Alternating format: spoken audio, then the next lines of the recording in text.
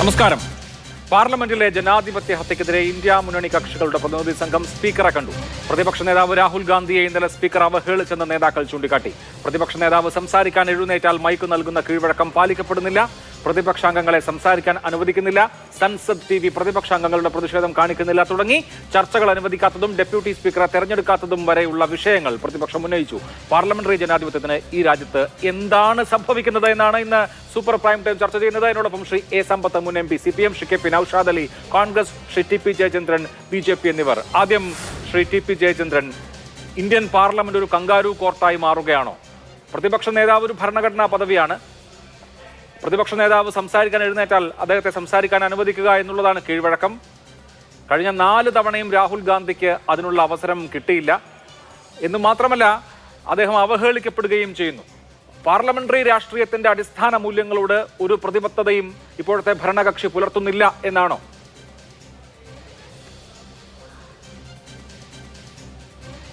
അഭിലാഷേ, 2014 മുതൽക്ക് ആരംഭിച്ച ഒരു നറേറ്റീവാണ് സത്യത്തിലെ ഇന്ത്യൻ പാർലമെൻറ്റിനെ കുറിച്ചും ഇന്ത്യയെക്കുറിച്ചുമുള്ള ഈ അസഹിഷ്ണുതയുടെ സൂചന. നോക്കൂ, ഇവിടുത്തെ വിഷയം എന്താണ്? ഭാരതത്തിൻ്റെ പാർലമെൻറ്റിനകത്ത് മാത്രമല്ല, ഓരോ സംസ്ഥാന നിയമസഭയ്ക്കകത്തും ഓരോ അംഗങ്ങൾ എങ്ങനെ പെരുമാറണമെന്നുള്ള വളരെ കൃത്യമായ നിർദ്ദേശങ്ങളും ചട്ടവട്ടങ്ങളും നമ്മുടെ മുമ്പിലുണ്ട്. എൻ്റെ അറിവിൽ സെക്ഷൻ 349 പാർലമെൻറ്റ് എന്ന് പറയുന്ന ലോ മേക്കിംഗ് ഫ്ലോറിനെ അതീവ ഗൗരവത്തോടെ കാണണമെന്നും ആ ലോ മേക്കിംഗ് ഫ്ലോറിൽ കോർ ഇഷ്യൂസ് അംഗങ്ങൾ അവരുടേതായ മാന്യതയും ഗാംഭീര്യവും ഉൾക്കൊള്ളുന്ന വാക്കുകൾ അവതരിപ്പിക്കണമെന്നും അതുവഴി നിയമനിർമ്മാണത്തിന് കരുത്തേകണമെന്നും ഭാരതത്തിൻ്റെ ഭരണഘടന കൃത്യമായി മുന്നോട്ട് നൽകുന്നു. ഓരോ പൗരനും ഈ പാർലമെൻറ്റിൻ്റെ നടപടിക്രമങ്ങൾ അനുസരിക്കാൻ ബാധ്യസ്ഥനല്ലേ? നോക്കൂ, കേരള നിയമസഭയ്ക്കകത്ത് ഒരു ഭരണകക്ഷി MLA സഭാനാഥൻ്റെ അറിയിപ്പുകളെ ഉല്ലംഘിച്ചപ്പോൾ എത്ര ഹാർഷായിട്ടാണ് കേരളത്തിൽ ഷംസീർ KT ജലീലിനോട് സംസാരിച്ചത്. അല്പസമയം നീണ്ടുപോയപ്പോൾ അദ്ദേഹത്തിൻ്റെ വാക്കുകൾക്ക് വില കൽപ്പിക്കാതിരുന്നപ്പോൾ അദ്ദേഹം കൃത്യമായിട്ട് പറയുന്നത് വളരെ കൃത്യമായിട്ടല്ലേ? ഇവിടെ ഒരു സഭാനാഥന് റൂളിംഗ് നൽകാനുള്ള അവകാശങ്ങൾ അംഗീകരിക്കാൻ, അതുവഴി പാലിക്കാൻ ഒരംഗത്തിന് അവകാശവും അധികാരവും ബാധ്യതയും ഇന്നലെ എന്തിനാണ് രാഹുൽ ഗാന്ധി LOP അടക്കമുള്ള ആളുകളെ സ്പീക്കർ വിമർശിച്ചത് എന്നോ എന്തിനാണ് പാർലമെന്റ് അഡ്ജേൺ ചെയ്തത് എന്നോ യാതൊരു ബോധ്യവും പ്രതിപക്ഷ കക്ഷികൾക്കില്ല. അവർ സ്പീക്കറെ ചേംബറിൽ പോയി കണ്ടു, എന്താണ് സംഭവിച്ചതെന്ന് ചോദിക്കുന്നു. അപ്പോൾ കൃത്യമായ ഒരു ഉത്തരം കിട്ടുന്നില്ല.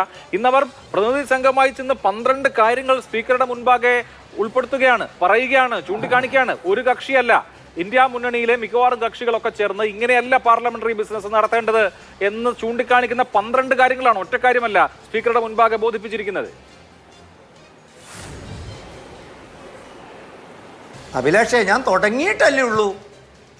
തുടങ്ങുമ്പോഴത്തേക്കും ഇങ്ങനെ വന്ന് ഞാൻ ആ പോയിന്റിലേക്കല്ലേ വരുന്നത്. ഇന്നലെ ഉണ്ടായ സംഭവം എന്താണ്, അതിൻ്റെ പശ്ചാത്തലം എന്താണ്, അതിൻ്റെ ബാധ്യതകൾ എന്തൊക്കെയാണ് എന്ന് പറഞ്ഞ് തുടങ്ങിയിട്ടല്ലേ ഉള്ളൂ. കുറച്ച് സാധാരണ ഈ ഗോൾഡൻ മിനിറ്റിലെങ്കിലും സാധാരണ ഇങ്ങനെ ഇൻ്ററപ്റ്റ് ചെയ്യാറ് കാണാറില്ല. ഒരുപക്ഷെ ജോർജ് സോറോസിൻ്റെ ചില കാര്യങ്ങളുടെ നടപടികൾ പലരെയും അസ്വസ്ഥരാക്കുന്നു എന്ന് ഞാൻ സംശയിക്കുന്നു. അതാവട്ടെ, ഞാൻ അങ്ങോട്ടേക്ക് വരാം സാർ. നോക്കൂ, എൻ്റെ ചോദ്യം, ഈ രാജ്യത്ത് ഇവിടെ ഇപ്പോൾ പരാമർശിക്കപ്പെട്ട വിഷയം എന്താണ്? രാഹുൽ ഗാന്ധി പറഞ്ഞത് എന്താണ്? കുംഭമേളയെക്കുറിച്ച് ഇന്ത്യയുടെ പ്രധാനമന്ത്രി എന്തോ പറഞ്ഞപ്പോൾ അദ്ദേഹത്തിന് എന്തോ പറയേണ്ടതുണ്ടായിരുന്നു. ഞാൻ മനസ്സിലാക്കിയിടത്തോളം അഭിലാഷേ, താങ്കൾക്ക് എന്നേക്കാൾ ഇക്കാര്യത്തിൽ അറിവുണ്ടാകും.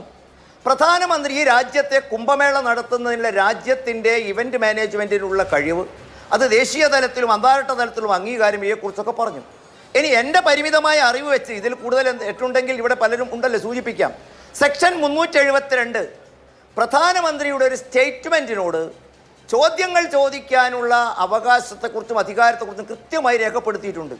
എൻ്റെ പരിമിതമായ അറിവിൽ അത് കൊടുക്കണമോ വേണ്ടയോ എന്ന് തീരുമാനിക്കാനുള്ള അതോറിറ്റി എന്ന് പറയുന്നത് ഒന്ന് PM ആണ്, രണ്ടാമത് സഭാനാഥനാണ്.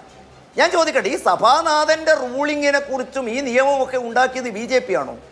കാലാകാലങ്ങളിൽ നമ്മൾ അനുസരിച്ച് പോരേണ്ടതും അംഗീകരിക്കേണ്ടതുമല്ലേ? ഇനി ഇങ്ങനെ പുട്ടിൽ പീരയിട്ട മാതിരിയിൽ ഇടയ്ക്കിടയ്ക്ക് ചോദ്യങ്ങൾ ചോദിച്ചുകൊണ്ട് തടസ്സപ്പെടുത്തുന്ന അവസ്ഥ ഒഴിവാക്കാൻ വേണ്ടി ഭരണഘടനാ നിർമ്മാതാക്കൾ തന്നെ എഴുതിയതാണോ ഈ സെക്ഷൻ 372? ഇനി തങ്ങൾ ഈ പറയുന്ന മാതിരിയിൽ അതിനോടും വിയോജിക്കാം. വിയോജിപ്പുണ്ടാക്കാം. അതിനുള്ള മാർഗം എന്താണ്? സഭാനാഥനോട് കത്തെഴുതാം, അദ്ദേഹത്തോട് സമയം ആവശ്യപ്പെടാം, അദ്ദേഹത്തിന് മുമ്പിൽ പ്രതിഷേധ ശബ്ദങ്ങൾ ഉയർത്താം. അതിന് പകരം ഇതൊക്കെ ഒരു നാടകമായിട്ട് കളിച്ച് കൊണ്ടുപോകുന്നതിൻ്റെ പുറകിലുള്ള വികാരം എന്താണ്? നോക്കൂ, പാർലമെൻറ്റിലെ കോർ ഇഷ്യൂസിലൂടെ ആളുകൾ പേരെടുക്കുന്നതിനെ ഞാൻ എതിർക്കുന്നില്ല.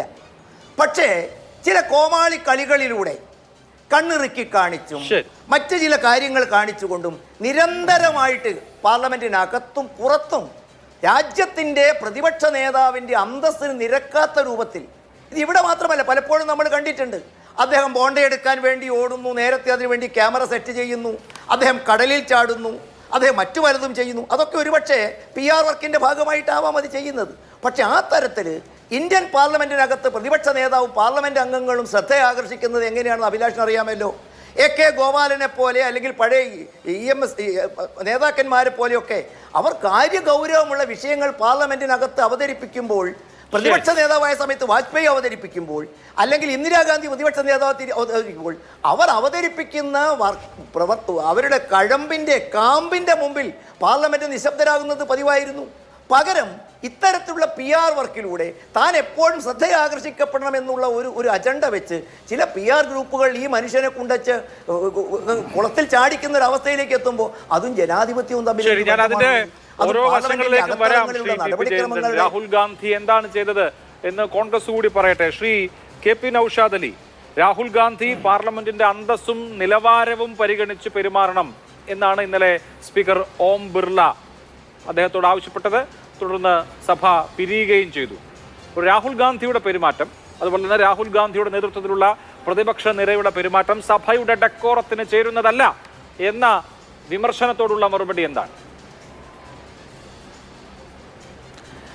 ഈ ഓം ബിർളയുടെ പരാമർശം കേട്ടപ്പോൾ എനിക്ക് പണ്ട് കുറുക്കൻ കോഴിയുടെ സംരക്ഷണത്തെപ്പറ്റി പറഞ്ഞതുപോലെയാണ് ഓം ബിർള പാർലമെൻറ്റിലെ ഡെക്കോറത്തെപ്പറ്റി, ജനാധിപത്യ മര്യാദയെപ്പറ്റി, നിഷ്പക്ഷതയെപ്പറ്റി, അന്തസ്സിനെ പറ്റിയൊക്കെ സംസാരിക്കുന്നത്. അവിടെ നിൽക്കട്ടെ, ഞാൻ അഭിലാഷോടൊരു കാര്യം സൂചിപ്പിക്കാൻ ശ്രമിക്കുന്നത്, ഇവിടെ 1977 LOP ഇൻ പാർലമെൻറ്റ് എന്നൊരു ആക്ട് ഈ രാജ്യം പാസ്സാക്കിയിട്ടുണ്ട്. ആ ആക്ട് പ്രകാരം ഡിബേറ്റുകൾ, ചർച്ചകൾ, വിശ്വാസ പ്രമേയങ്ങൾ, ബജറ്റ് ഇവയിലൊക്കെ ഇടപെട്ട് സംസാരിക്കാനും ഒരു ബില്ല് വരുമ്പോൾ അതിൻ്റെ അമെൻമെൻറ്റ് മുന്നോട്ട് വെക്കാനും ഒക്കെ പ്രതിപക്ഷ നേതാവിനൊരു മുൻഗണനയും മുൻതൂക്കവുമുള്ള ഒരു പരിസ്ഥിതി ഇന്ത്യൻ പാർലമെൻറ്റിനകത്തുണ്ട്.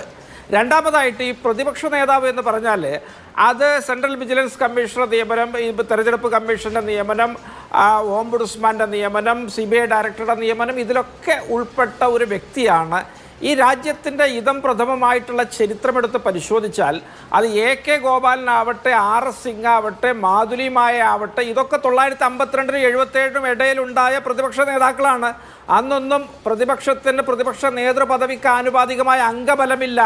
എന്നിട്ടും വാജ്പേയിയും മാധുരിയുമായും AK ഗോപാലനും RS സിംഗും ഒക്കെ ഇവിടെ പ്രതിപക്ഷ നേതാക്കളായിട്ട് തന്നെയാണ് അക്കാലത്ത് സർക്കാരുകൾ പരിഗണിച്ചത്. അവരോടൊക്കെ രാജ്യത്തിൻ്റെ സുരക്ഷയെ സംബന്ധിച്ച വിഷയങ്ങൾ ചർച്ച ചെയ്യാൻ, ഈ രാജ്യത്ത് വരുന്ന പുതിയ ബില്ലുകളെക്കുറിച്ച് ചർച്ച ചെയ്യാനൊക്കെ പ്രധാനമന്ത്രിമാരും ആഭ്യന്തരമന്ത്രിമാരും തയ്യാറായിരുന്നു. അത്തരത്തിലൊക്കെയുള്ളൊരു പരിതസ്ഥിതിയിൽ മുന്നോട്ട് പോയ ഒരു ഇന്ത്യൻ പാർലമെൻ്ററി സംവിധാനത്തെയാണ് 2014 മുതൽ അവരിത്തരത്തിൽ അട്ടിമറിക്കുന്നത്. ഇവിടെ ശ്രീമതി ഇന്ദിരാഗാന്ധി വാജ്പേയിയോട് കാണിച്ചൊരു മര്യാദയുണ്ട്, രാജീവ് ഗാന്ധി വാജ്പേയിയോട് കാണിച്ചൊരു മര്യാദയുണ്ട്, പിന്നെ വാജ്പേയി അന്നത്തെ പ്രതിപക്ഷ നേതാക്കളോട് കാണിച്ചൊരു മര്യാദയുണ്ട്, മൻമോഹൻ സിംഗ് LK അദ്വാനിയോടും അതുപോലെ തന്നെ സുഷമ സ്വരാജിനോടും കാണിച്ച മര്യാദയുണ്ട്, നരസിംഹറാവു വാജ്പേയിയോട് കാണിച്ചൊരു മര്യാദയുണ്ട്. ഇത്തരത്തിലുള്ള ഒരുപാട് മര്യാദകൾ എന്തിന് VP സിംഗും ചന്ദ്രശേഖറും അടക്കം രാജീവ് ഗാന്ധിയോട് കാണിച്ചൊരു മര്യാദയുണ്ട്. ഈ മര്യാദകളും കീഴ്വഴക്കങ്ങളും ഒക്കെ ലംഘിച്ചുകൊണ്ട് പുച്ഛിച്ചും ജനാധിപത്യ മര്യാദകളെ കാറ്റിൽ പറത്തിയുമാണ് ഇവർ മുന്നോട്ട് പോകുന്നത്. ഇവർക്ക് താല്പര്യമുള്ള വിഷയങ്ങൾ മാത്രം സംസാരിക്കുന്നതാണ് അന്തസ്സ്, പാർലമെന്റിന്റെ മാന്യത എന്നൊക്കെ ഇവർ കരുതെങ്കിൽ ഇവർക്കൊക്കെ അവരുടെ പണി നോക്കാം എന്നല്ലാതെ മറ്റൊന്നും ആ വിഷയത്തെക്കുറിച്ച് പറയാനില്ല. പിന്നെ ഇത് BJPയെ സംബന്ധിച്ചിടത്തോളം ഇതൊരു പുതുമയുള്ള കാര്യമല്ല. അവരെ ഈ ജനാധിപത്യ സമ്പ്രദായത്തിൽ MP-മാരെ കൂട്ടത്തോടെ സസ്പെൻഡ് ചെയ്തും നിർണായകമായ ബില്ലുകൾ മിനിറ്റുകൾ കൊണ്ട് ചുട്ടെടുത്തും ഒരുപാട് ഭരണഘടനാ സ്ഥാപനങ്ങൾ, IT, ED, income tax, CBI, തെരഞ്ഞെടുപ്പ് കമ്മീഷൻ ഇതിനെയൊക്കെ നോക്കുകുത്തിയാക്കിയും ഒക്കെ മുന്നോട്ട് പോകുന്നൊരു പാർട്ടിയാണ്. ഈ രാജ്യത്ത് ആധികാരികമായും ഔദ്യോഗികമായും മതധ്രുവീകരണം നടപ്പിലാക്കി മുന്നോട്ട് പോകുന്നൊരു പാർട്ടിയാണ്. ആ പാർട്ടിയിൽ നിന്ന് ഇതിനപ്പുറത്ത് മറ്റൊന്നും പ്രതീക്ഷിക്കുക സാധ്യമല്ല. മാധ്യമങ്ങൾക്ക് പോലും കൂച്ചുബലം കിട്ടുന്ന, അവർക്കെതിരെ ശബ്ദിക്കുന്നവർ BBC തൊട്ട് താഴേക്ക് NDTV, അതുപോലെ തന്നെ വയറൊക്കെ അടക്കം പിന്നെ ഏജൻസികൾ കയറി നിരങ്ങുന്ന പ്രതിപക്ഷ നേതാക്കളെ മുഴുവൻ ഏജൻസികൾ ഉപയോഗിച്ച് കൂച്ചുവിലങ്ങിടുന്ന ഇന്ത്യയുടെ ജുഡീഷ്യറിയെ പോലും ഒരു വരിയൊടച്ച കാളയാക്കി നിർത്താൻ വെമ്പുന്ന, ഈ രാജ്യത്ത് ഏറ്റവും കൂടുതൽ തവണ ഈ സോഷ്യൽ മീഡിയക്ക് സെൻസർഷിപ്പ് ഏർപ്പെടുത്തിയ, ലോകത്ത് ഏറ്റവും കൂടുതൽ തവണ ഇന്റർനെറ്റ് കട്ട് ചെയ്ത ഒരു ഏകാധിപത്യ സ്വഭാവമുള്ള ഒരുപിടി സ്വേച്ഛാധിപതികൾ ജനാധിപത്യത്തിന്റെ മുഖം മൂടി അണിഞ്ഞുകൊണ്ട് നടത്തുന്നൊരു ഭരണത്തിൽ നിന്ന് ഇതിലപ്പുറത്തൊന്നും നമ്മൾ പ്രതീക്ഷിക്കുന്നില്ല. എന്നാലും ഇത് മാലോകരൊക്കെ കാണുന്നുണ്ടല്ലോ എന്ന ചെറിയ ഒരു പ്രത്യുൽപ്പന്ന മതിത്വമെങ്കിലും ഇവർക്കുണ്ടായെങ്കിൽ എന്ന് ഞാൻ ആശിച്ചു പോവുകയാണ് അഭിലാഷ്. ശരി, ഓക്കെ. ശ്രീ എ സമ്പത്ത്, താങ്കൾ ദീർഘകാലം പാർലമെന്റിൽ മെമ്പറായിരുന്ന ആളാണല്ലോ. ഇന്ന് പ്രതിപക്ഷം ചൂണ്ടിക്കാണിക്കുന്ന പാർലമെന്റ് ജനാധിപത്യപരമല്ല എന്ന് സൂചിപ്പിക്കാൻ ചൂണ്ടിക്കാണിക്കുന്ന ആദ്യത്തെ 3 കാരണങ്ങൾ: ഒന്ന്, ഡെപ്യൂട്ടി സ്പീക്കറെ ഇതുവരെയും നിയമിച്ചിട്ടില്ല എന്നുള്ളതാണ്. അതൊരു ഭരണഘടനാ പ്രൊവിഷൻ അനുസരിച്ച്, ആർട്ടിക്കിൾ 93 അനുസരിച്ച് മാൻഡേറ്ററി ആയിട്ടുള്ള കാര്യമാണ്. പക്ഷേ ഇതുവരെയും ഒരു പാർലമെന്ററി ബാലൻസിന്റെ ഭാഗമായി ഡെപ്യൂട്ടി സ്പീക്കറെ നിയമിച്ചിട്ടില്ല, ഒന്നാമത്തെ കാര്യം. 2, തുടർച്ചയായി ലീഡർ ഓഫ് ഒപ്പോസിഷന്, പ്രതിപക്ഷ നേതാവിന് സംസാരിക്കാനുള്ള അവസരം നിഷേധിക്കുന്നു. 3, ഒപ്പോസിഷൻ മെമ്പർമാർ എന്തെങ്കിലും പറയാനോ ഏതെങ്കിലും പോയിന്റ് ഓഫ് ഓർഡർ ഉന്നയിക്കാനോ ഒക്കെ എഴുന്നേൽക്കുമ്പോൾ അവർക്ക് മൈക്ക് നൽകുന്നില്ല, അവരുടെ മൈക്ക് ഓഫ് ആക്കുന്നു. അപ്പോൾ പ്രതിപക്ഷം നിശബ്ദരായിരിക്കുന്ന ഒരു എക്കോ ചേംബറായി ഇന്ത്യൻ പാർലമെന്റ് പരുവപ്പെട്ടിട്ടുണ്ടോ കഴിഞ്ഞൊരു 10 പതിറ്റാണ്ടിൽ?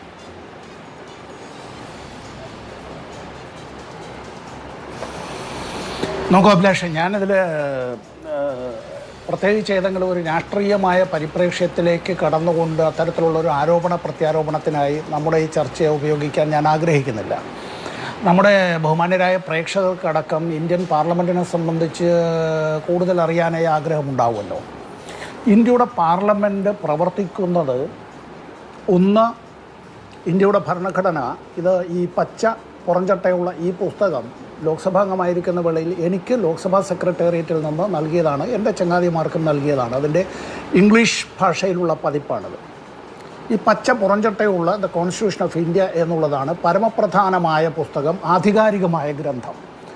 ഈ ആധികാരികമായ ഗ്രന്ഥത്തിൽ ഇതിലെ ഈ അഭിലാഷ് ഇവിടെ ചൂണ്ടിക്കാണിച്ച ഒരു കാര്യം നമ്മുടെ പാർലമെൻറ്റിൻ്റെ ഡെപ്യൂട്ടി സ്പീക്കറെ തിരഞ്ഞെടുക്കലുമായി ബന്ധപ്പെട്ടാണ്.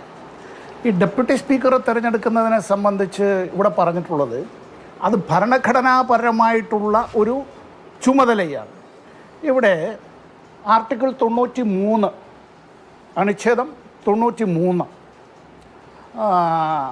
അതിലിങ്ങനെയാണ് പറയുന്നത്, ഇംഗ്ലീഷ് പരിഭാഷ: the house of the people shall, as soon as may be, choose 2 members of the house to be respectively speaker and deputy speaker thereof, and, so often as the office of the speaker or deputy speaker becomes vacant, the house shall choose another member to be speaker or deputy speaker, as the case may be. Article 93. Article 93 ഇങ്ങനെ പറയുമ്പോൾ, ഇപ്പോൾ നമ്മുടെ 18ാമത് ലോക്സഭ സമ്മേളിച്ച് തുടങ്ങിയിട്ട് ഏതാനും മാസങ്ങളായിട്ടുണ്ട്, ഇതുവരെ deputy സ്പീക്കറെ എടുത്തിട്ടില്ല. ബഹുമാന്യ സുഹൃത്ത് ശ്രീ ജയചന്ദ്രനോ അല്ല ഏതെങ്കിലും ഒരു BJP നേതാവോ ഒന്ന് ചൂണ്ടിക്കാണിച്ചു തരാമോ? കഴിഞ്ഞ പിരിച്ചുവിടപ്പെട്ട ആ 17ാം ലോക്സഭയിൽ ആരായിരുന്നു ഡെപ്യൂട്ടി സ്പീക്കർ എന്നുള്ളതിനെ സംബന്ധിച്ച്? റിട്ടയർ ചെയ്യുന്നതിന് മുമ്പ് തന്നെ ഇന്ത്യയുടെ ചീഫ് ജസ്റ്റിസ് ചന്ദ്രചൂഡ് ഇങ്ങനെ പറയുകയുണ്ടായി. അദ്ദേഹം പറഞ്ഞത്, ഞാൻ അദ്ദേഹത്തിൻ്റെ വാചകങ്ങളൊന്ന് കോട്ട് ചെയ്യുകയാണ്, അതൊരു പബ്ലിക് ഇൻട്രസ്റ്റ് ലിറ്റിഗേഷനിലാണ് അദ്ദേഹം പറഞ്ഞത്. The protracted vacancy is against the letter and spirit of the Constitution. ഇന്ത്യയുടെ ചീഫ് ജസ്റ്റിസ് ഓഫ് ഇന്ത്യയുടെ വാചകങ്ങളാണ്. പക്ഷേ ഇത് ഇന്ത്യയുടെ പാർലമെൻറ്റ്, സ്പീക്കറുടെ ഓഫീസ്, ഇക്കാര്യങ്ങളുമായി ബന്ധപ്പെട്ട ഒരു കോർഡിനേഷൻ നടത്തേണ്ടുന്നതായിട്ടുള്ള പാർലമെൻ്ററി കാര്യ വകുപ്പ് മന്ത്രിയുടെ ഓഫീസ്, ഈ 2 കൂട്ടരും ഇതൊരു ത്രികോണമാണ്. എങ്ങനെ? അത് പ്രധാനമന്ത്രിയുടെ ഓഫീസുമായി ബന്ധപ്പെട്ടതാണ്. പിന്നെ ഇവർ ആശയവിനിമയം നടത്തേണ്ടത് പ്രതിപക്ഷത്തുള്ള വിവിധ പാർട്ടികളുടെ നേതാക്കന്മാരുമായിട്ടാണ്. എന്തേ 17ാം ലോക്സഭയിൽ അതുണ്ടായില്ല? ഇത് 18ാം ലോക്സഭയാണ്. അപ്പോഴും ഭരണഘടനാപരമായിട്ടുള്ള ഒരു ചുമതല നിർവഹിക്കുന്നതിൽ ഇന്ത്യ ഗവൺമെൻറ് പരാജയപ്പെട്ടിരിക്കുന്നു എന്ന് പറഞ്ഞാൽ, ഇതൊക്കെ സംസ്ഥാന സർക്കാരുകളിലാണ് ഇത്തരത്തിലുള്ള കാര്യങ്ങൾ സംഭവിച്ചാൽ വേണമെങ്കിൽ പറയാം the failure of the constitutional machinery എന്നാര് പറയുന്നു, എന്ന് ഗവർണർ പറയുന്നു. അതുകൊണ്ട് ആർട്ടിക്കിൾ 356 ഇൻവോക്ക് ചെയ്യുന്നു. ഇത്തരത്തിലുള്ള ഭീഷണികളിലേക്ക് പോകുന്നു അല്ലേ? ശരി. ഇനി രണ്ടാമത്തെ ഒരു പുസ്തകം, ഇത് പാർലമെൻറ്റിൽ ലോക്സഭയുമായി ബന്ധപ്പെട്ടതാണ്. ഇത് rules of procedure and conduct of business in Lok Sabha. ഇതുപോലെ ഒരെണ്ണം രാജ്യസഭയ്ക്കും ബാധകമായിട്ടുണ്ട്. ഈ പച്ച പുസ്തകം ഇതിൽ പറഞ്ഞിട്ടുള്ള കാര്യങ്ങൾ അനുസരിച്ചായിരിക്കണമല്ലോ. ഇത് പാർലമെൻറ്റിലെ ലോക്സഭയിലെ ചട്ടങ്ങളാണ്, അതിൻ്റെ ഇംഗ്ലീഷ് പതിപ്പാണ്. ഇനി മറ്റൊന്ന്, പലപ്പോഴായി the directions by the speaker of Lok Sabha, അങ്ങനെ സ്പീക്കർമാർ പലപ്പോഴും നൽകിയിട്ടുള്ള ഡയറക്ഷൻസുമായി ബന്ധപ്പെട്ടാണ്. ഇത് മൂന്നും വാസ്തവത്തിൽ പാലിക്കുന്നുണ്ടോ? പാലിക്കുന്നില്ല. എന്തുകൊണ്ടാണ് ഞാനിത് പാലിക്കുന്നില്ല എന്ന് പറയുന്നതിൻ്റെ കാരണം കൂടി നിങ്ങളൊന്ന് മനസ്സിലാക്കണം. അതായത് പാർലമെൻറ്റിൻ്റെ സ്റ്റാൻഡിംഗ് കമ്മിറ്റികളുണ്ട്. പാർലമെൻറ്റ് സമ്മേളിക്കാത്തപ്പോഴും സ്ഥിരമായി പാർലമെൻറ്റിൻ്റെ സ്റ്റാൻഡിംഗ് കമ്മിറ്റികൾ കൂടിക്കൊണ്ടേയിരിക്കും. അതായത് ഇന്ത്യയുടെ പാർലമെൻറ്റ് ഒരിക്കലും ഉറങ്ങുന്നില്ല എന്നാണ് അതിൻ്റെ അർത്ഥം. ഇന്ത്യയുടെ പാർലമെൻറ്റ് എപ്പോഴും അതിൻ്റെ പ്രവർത്തനങ്ങൾ നടത്തിക്കൊണ്ടേയിരിക്കുന്നു എന്നാണ്. പാർലമെൻറ്റ് സമ്മേളിക്കുമ്പോൾ ലോക്സഭാ ടി വി അല്ലെങ്കിൽ രാജ്യസഭാ ടി വി കാണുന്നത് കൊണ്ടും അത് നമ്മുടെ മാധ്യമങ്ങളിൽ കൂടി അതിൻ്റേതായിട്ടുള്ള ക്ലിപ്പിംഗ് വരുന്നത് കൊണ്ടും അപ്പോൾ മാത്രമാണ് ഇന്ത്യയുടെ പാർലമെൻറ്റിൻ്റെ പ്രവർത്തനമെന്ന് ആരും തെറ്റിദ്ധരിച്ചു കളയരുത്. സ്റ്റാൻഡിംഗ് കമ്മിറ്റികളിൽ നടക്കുന്നതായിട്ടുള്ള അവിടെ തെളിവെടുപ്പും ചർച്ചകളും അത്തരം കാര്യങ്ങൾ ആ റിപ്പോർട്ട് സഭയുടെ മേശപ്പുറത്ത് വരുന്നതുവരെ അവിടെ പറയുന്ന കാര്യം ഇറ്റ്സ് ഇൻ ക്യാമറ, അതൊന്നും തന്നെ പബ്ലിക്കായി പോകാൻ കഴിയുന്നതല്ല. ഇവിടെ ഈ ബില്ലുകൾ അവതരിപ്പിക്കുമ്പോൾ ആ ബില്ല് ഞാൻ അതുകൂടി പറഞ്ഞുകൊണ്ട് നിർത്താം. 16ാം ലോക്സഭയുടെ കാലത്ത് 17ാം ലോക്സഭയുടെ കാലത്ത് ഒക്കെ എത്ര ബില്ലുകളാണ് സ്റ്റാൻഡിംഗ് കമ്മിറ്റികളുടെ പരിശോധനയ്ക്ക് പോയത് എന്ന് നിങ്ങളൊന്ന് നോക്കണം. ഈ 16ാം ലോക്സഭയുടെ കാലത്താണ് എങ്കിൽ 71%, ക്ഷമിക്കണം 15ാം ലോക്സഭയുടെ കാലത്ത് 71%, അത് 14ാം ലോക്സഭയുടെ കാലത്ത് 71%, 15ാം ലോക്സഭയുടെ കാലത്ത് 60%, 16ാം ലോക്സഭയുടെ കാലത്ത് കുറഞ്ഞ് ഇപ്പോൾ അത് ഈ കഴിഞ്ഞ പിരിച്ചുവിടപ്പെട്ട 17ാം ലോക്സഭയുടെ കാലത്ത് 20% പോലും ബില്ലുകൾ ഇത്തരത്തിലുള്ള സ്ക്രൂട്ടണിക്കായി ഈ സ്റ്റാൻഡിംഗ് കമ്മിറ്റികളിലേക്ക് പോയിട്ടില്ല. 24 സ്റ്റാൻഡിംഗ് കമ്മിറ്റികളുണ്ട്. ആ സ്റ്റാൻഡിംഗ് കമ്മിറ്റികളുടെ ചുമതല എന്നുള്ളത് ഈ ഒരു ബില്ല് അത്തരത്തിലൊരു മന്ത്രി അവതരിപ്പിച്ചാൽ if it is laid on the table of the house അത്തരത്തിൽ വന്നാൽ അതിൻ്റെ സ്ക്രൂട്ടണിക്കായി പോവുകയും അവർ ഇത്തരത്തിൽ രാജ്യത്തിൻ്റെ വിവിധ ഭാഗങ്ങളിലായി സിറ്റിംഗ് നടത്തി ബന്ധപ്പെട്ട വിവിധ കേന്ദ്രങ്ങളിൽ നിന്ന്, വിവിധ ഏജൻസികളിൽ നിന്ന്, വിവിധ സംഘടനകളിൽ, സ്ഥാപനങ്ങളിൽ, വ്യക്തികളിൽ നിന്നടക്കം, ഞാൻ ഉൾപ്പെടെയുള്ള സ്റ്റാൻഡിംഗ് കമ്മിറ്റികൾ, മാധ്യമപ്രവർത്തകരിൽ നിന്നടക്കം, റിട്ടയർ ചെയ്ത ചീഫ് ജസ്റ്റിസിൽ നിന്നടക്കം, CBIയുടെ ഡയറക്ടർ ആയിട്ടുള്ളവരെ അടക്കം വിളിച്ചു വരുത്തി അത്തരത്തിലുള്ള തെളിവെടുപ്പുകൾ നടത്തിയിട്ടുള്ളവരാണ്. അപ്പോൾ ഇത്തരത്തിലുള്ള കാര്യങ്ങളെ സംബന്ധിച്ച് ഒന്നും നടക്കുന്നില്ല. ഈ ദോശ ചുട്ടെടുക്കുന്നതിനേക്കാൾ ലാഘവത്തോടു കൂടി ഇത്തരത്തിൽ സഭയിൽ ഒരു കാര്യം അവതരിപ്പിക്കുക, ഞങ്ങൾക്ക് അംഗബലമുണ്ട്, പാസ്സാക്കുന്നു എന്ന് പറയുക, പാസ്സാക്കിയതായി പ്രഖ്യാപിച്ചു പോകുന്നതായി നിലയിലേക്ക് വരിക. നിങ്ങൾക്കതിനെ ചോദ്യം ചെയ്യാനുണ്ടെങ്കിൽ നിങ്ങൾ കോടതിയിൽ പോയി ഇത് ജുഡീഷ്യൽ റിവ്യൂവുമായി ബന്ധപ്പെട്ട് അത്തരത്തിലുള്ള ആർട്ടിക്കിൾ ഇൻവോക്ക് ചെയ്തുകൊണ്ട് പോവുക എന്നൊക്കെ പറയുന്നത് ഒരു ജനാധിപത്യ വ്യവസ്ഥയ്ക്ക് അത് എപ്പോഴും അത് അപചയമാണ് ഉണ്ടാക്കുക എന്ന കാര്യം മനസ്സിലാക്കണം. പാർലമെന്റ് ചർച്ചകളുടെ, സംവാദങ്ങളുടെ, വിയോജിപ്പുകളുടെ, വിമർശനങ്ങളുടെ, ആത്യന്തികമായി സമന്വയങ്ങളുടെ വേദിയാണ്. ആ വേളകൾ ഉണ്ടാക്കണം. ആ വേളകൾ അത്തരത്തിൽ സൃഷ്ടിക്കേണ്ടത് ഒരു സർക്കാരിന്റെ ചുമതലയാണ്. ലോകത്തിലെ ഏറ്റവും വലിയ ബഹുകക്ഷി ജനാധിപത്യ വ്യവസ്ഥ നിലനിന്ന് കാണണമെന്ന് ആഗ്രഹിക്കുന്ന ഒരു രാഷ്ട്രത്തിൽ അതിനെ തകർക്കാൻ ഒരു കാരണവശാലും ആരും കൂട്ടുനിൽക്കരുത്. ശരി, ഓക്കെ. ഇവിടെ നോക്കൂ ടി പി ജയേന്ദ്രൻ മാസ്റ്റർ, രാഷ്ട്രീയമൊന്നുമല്ല, ഭരണഘടനയും റൂൾസ് ഓഫ് പ്രൊസീജിയേഴ്സുമാണ് ഇപ്പോൾ ഇവിടെ ശ്രീ എ സമ്പത്ത് ഉദ്ധരിച്ചത്. ഭരണഘടനയുടെ 93ാം അനുച്ഛേദം വളരെ വ്യക്തമാണ്, താങ്കൾക്കും എടുത്ത് വായിക്കാവുന്നതാണ്. പ്രതിപക്ഷം ആദ്യം ചോദിക്കുന്നത് ഡെപ്യൂട്ടി സ്പീക്കർ എവിടെ എന്നുള്ളതാണ്. ഡെപ്യൂട്ടി സ്പീക്കർ പ്രതിപക്ഷത്തിൽ നിന്ന് വരിക എന്നുള്ളതാണ് കീഴ്വഴക്കം. അപ്പോൾ കഴിഞ്ഞ ലോക്സഭയിൽ ഡെപ്യൂട്ടി സ്പീക്കർ ഉണ്ടായിരുന്നില്ല, ഈ ലോക്സഭയ്ക്കും ഡെപ്യൂട്ടി സ്പീക്കർ ഇല്ല. ഭരണഘടനാ മാൻഡേറ്റ് ആണെന്ന് ഓർക്കണം. പിന്നെ നോക്കൂ, ഇവിടെ സൂചിപ്പിക്കുന്ന കാര്യങ്ങൾ, ഈ റൂൾസ് ഓഫ് പ്രൊസീജിയേഴ്സ് വയലേറ്റ് ചെയ്യുന്ന കാര്യങ്ങൾ, പ്രതിപക്ഷ നേതാവിന് മൈക്ക് കൊടുക്കാതിരിക്കുക, പ്രതിപക്ഷ അംഗങ്ങളുടെ മൈക്ക് ഓഫാക്കുക മാത്രമല്ല, പാർലമെന്റിലെ ബിസിനസ് തീരുമാനിക്കുന്നത് ബിസിനസ് അഡ്വൈസറി കമ്മിറ്റി ആണല്ലോ, BSC ആണല്ലോ. ഈ BSC തീരുമാനിക്കുന്ന എല്ലാ പാർട്ടികളുടെയും റെപ്രസെന്റേറ്റീവ്സ് ഉള്ള ഈ BSC തീരുമാനിക്കുന്ന ബിസിനസ് എന്നുള്ള നിലയിലാണ് സാധാരണ നിലയിൽ പ്രൊസീഡിങ്സ്. പക്ഷെ നോക്കൂ, ഇപ്പോ അങ്ങനെയല്ല. BSC നിശ്ചയിക്കുന്നത് പോലെയല്ല സഭയിൽ കാര്യങ്ങൾ നടക്കുന്നത്. താങ്കൾ തന്നെ നേരത്തെ സൂചിപ്പിച്ച കുംഭമേള സംബന്ധിച്ച പ്രധാനമന്ത്രിയുടെ പ്രസംഗമുണ്ടല്ലോ, അത് BSC നിശ്ചയിച്ചതുപോലെയുള്ള ആ ബിസിനസിന്റെ ഭാഗമായി വന്നതേ അല്ല. അപ്പോൾ സഭയുടെ ബിസിനസ് നടക്കുന്നത് പോലും വേറെ തരത്തിലാണ്. ഇതുവരെയുള്ള കീഴ്വഴക്കങ്ങളും നമ്മുടെ സമ്പ്രദായങ്ങളും ലംഘിക്കപ്പെടുകയാണ്. അതുകൊണ്ടാണ് ഇന്ത്യൻ പാർലമെന്റ് ഒരു നേരത്തെ ഞാൻ ചോദിച്ചത് കങ്കാരു കോട്ടായോ എന്നാണ്, ഒരു പ്രഹസനമായി മാറുകയാണ്. അപ്പോൾ പാർലമെന്ററി ഡെമോക്രസിയുടെ സത്ത സംരക്ഷിക്കേണ്ടതാണ്. ഇപ്പോൾ നിങ്ങൾ ഭരണയന്ത്രത്തിൽ ഇരിക്കുമ്പോൾ നിങ്ങൾക്കതിൽ പരമമായ ഉത്തരവാദിത്വമുണ്ട്. അവിടെ അങ്ങനെ സംഭവിക്കുന്നില്ല എന്നുള്ളതാണ് ചൂണ്ടിക്കാണിക്കുന്നത്. അഭിലാഷേ, ഇന്ത്യൻ ജനാധിപത്യത്തെ കാലാകാലങ്ങളിൽ പരിപോഷിപ്പിച്ചത് ഇന്ത്യ രാജ്യത്തെ വോട്ടർമാരാണ്. ഏതെങ്കിലും ഒരു രാഷ്ട്രീയ കക്ഷിയോ അധികാരത്തിലിരിക്കുന്ന ഏതൊരു കക്ഷിയോ ജനാധിപത്യ വിരുദ്ധമോ ഭരണഘടനാ വിരുദ്ധമോ ആയ പ്രവർത്തനങ്ങളിലൂടെ മുന്നോട്ട് പോയാൽ അത്തരം പ്രവർത്തനങ്ങളെ സഭയ്ക്കകത്തും പുറത്തും പൊതുജനങ്ങൾക്കിടയിലും തെരഞ്ഞെടുപ്പ് സമയത്തും ചോദ്യം ചെയ്യാനും അങ്ങനെ ജനങ്ങളെ ബോധ്യപ്പെടുത്തിക്കൊണ്ട് അത്തരം ജനാധിപത്യ വിരുദ്ധ നയങ്ങളെ എക്കാലവും തിരുത്തി എഴുതുന്ന സ്വാതന്ത്ര്യവും ചാരിതാർത്ഥ്യവുമായ പ്രവർത്തനമാണ് ഇന്ത്യൻ ജനാധിപത്യത്തിൻ്റെ കരുത്ത് എന്ന് പറയുന്നത്.